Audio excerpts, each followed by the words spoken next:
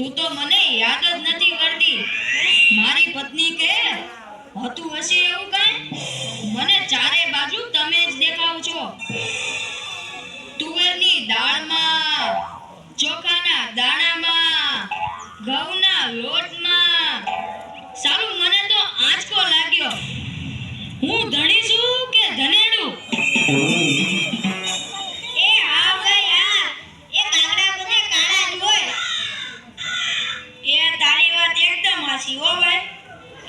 બીજી એક વાત કહું. એકવાર હું મારા હાંગરે ગયો. સાસુમાએ 8 દિવસ સુધી પાલકની ભાજી ખવડાવી ને 9મા દિવસે પૂછ્યું, એ જમાઈ રાજ બનાવું. પછી તો મેં કહી દીધું, ખેતર બતાવી દો, એ હું જાતે ચરી લઈશ.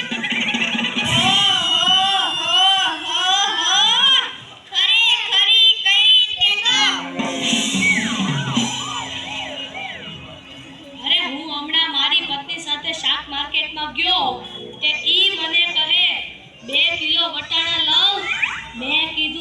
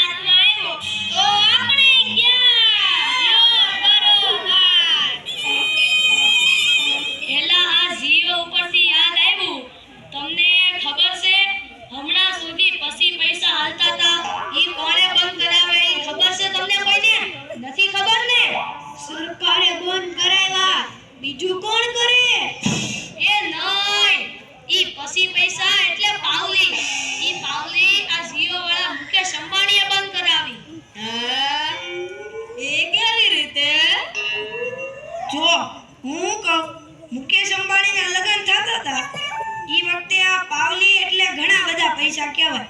તે ગોર મહારાજ ઘડીએ ને ઘડીએ કીધા કરે, પાણીની ચમચી ભરો ને મૂકો પાવલી.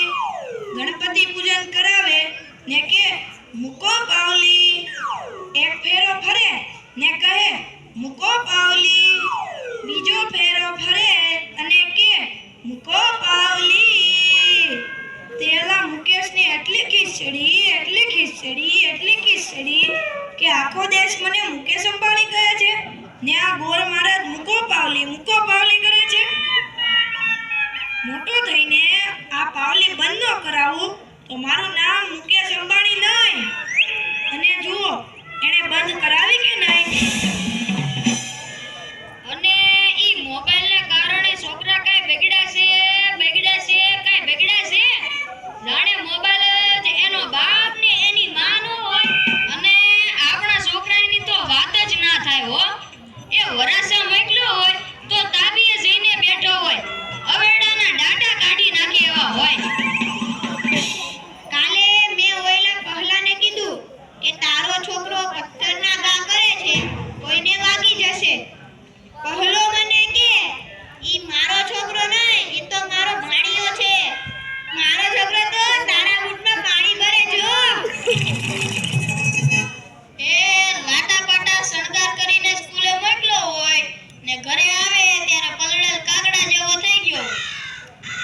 મારા ટીનિયાને સાહેબે પૂછ્યું કે 15 ફળના નામ બોલ. ટીનિયો કે એક સફરજન, બીજું એક ચીકુ, એક ત્રીજું પપૈયું અને 1 ડઝન કેળા. થઈ ગયા ને 15 ફળ. લ્યો કરો વાત. અરે આપણા છોકરાની વાત મૂકો તડકે, આપણી જ વાત કરો ને. ઘરે છોકરાનો જન્મ થાય એટલે એની માં કે નાક તો મારા જેવું છે, બાપો કે એની આંખો મારા જેવી છે, કાકો કે એના વાળ મારા જેવા છે હો, મામો કે હાસ્ય મારા જેવું છે. એ છોકરો મોટો થઈને જ્યારે ના કરવાનું કરે ત્યારે બધાય કે ખબર નહીં